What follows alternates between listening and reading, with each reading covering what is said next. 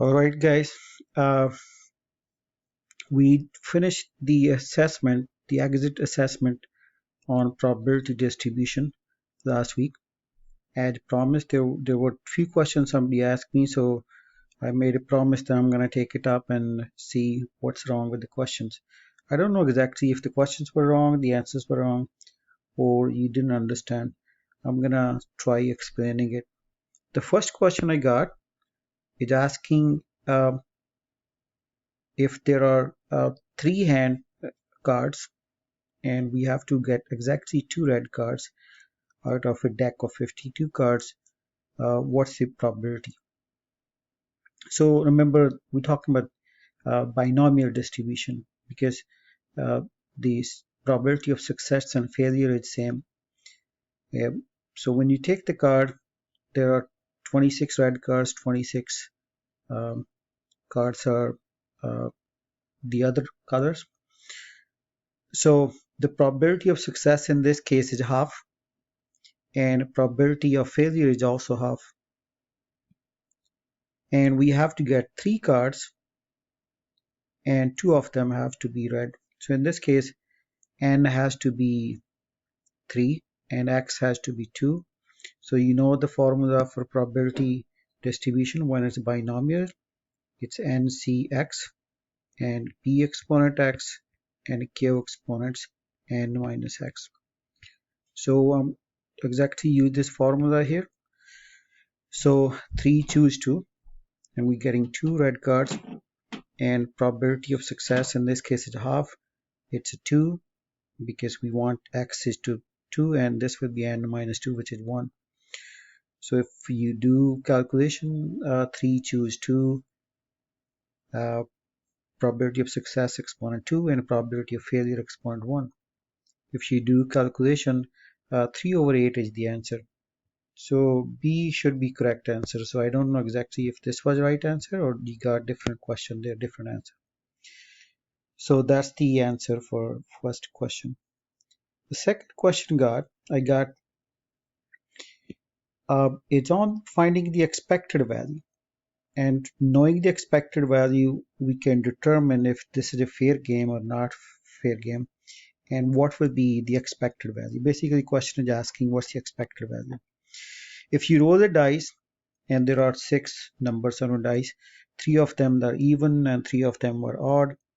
Therefore, probability of getting an even number is half, probability of getting odd number is also half. And then we want to see what's the expected value. Question says when you get an even number, you're losing 5 points.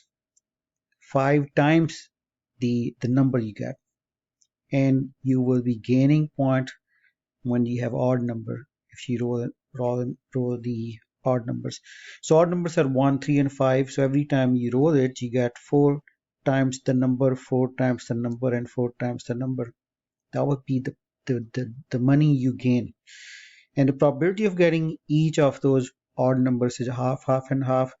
Therefore, if I want to see how much money I will gain by rolling an odd number, and when you have even number, you will be losing money. It's actually clear if you look at the sum of all even numbers, it's 6 plus 4 plus 2, which is 12, and sum of all odd number is 5 plus 3 plus 1, which is only 9. And but you're 9 times 4, you're actually uh, gaining only 36, and you're losing, which will be 6 plus 4 plus 2, which will be 12 times 5, you're losing 60. And the probability of getting each number is half, half, and half. So anyway, so if I just try to write a general formula to find the expected value of the money you gain or lose, it will be this. So 4 times 1 plus 3 plus 5 times half, minus we are losing when you are getting even number 5 times 2 plus 4 plus 6 times half. So if you look at the expected value in this case is not 0. This is not a fair game. I think one of the question is not asking you to find the expected value. It's only asking if this will be a fair game or not. So to me, B should be the correct answer. You can check once more if you still have any question, you can send me a note through the email, or you can use the Google Classroom, and I will try to take it up again. So I'm going to go back up again. So this was the first question.